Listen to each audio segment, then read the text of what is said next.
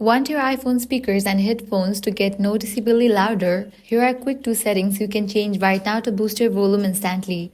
First, enable headphone accommodations. For that, launch your Settings app.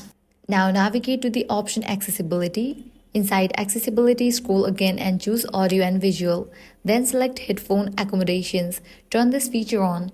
Under Tune Audio for, change the option from Balanced Tone to Vocal Range and set the Strength slider to Strong.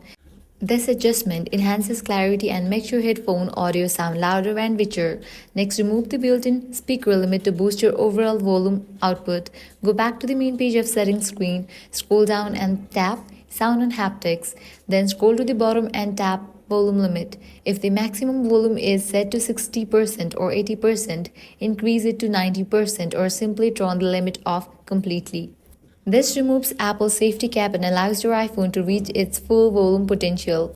And that's it. With these two simple tweaks, your iPhone sound should be noticeably louder, both through the built-in speakers and your headphones. If this guide helped you out, do not forget to like, share, and subscribe.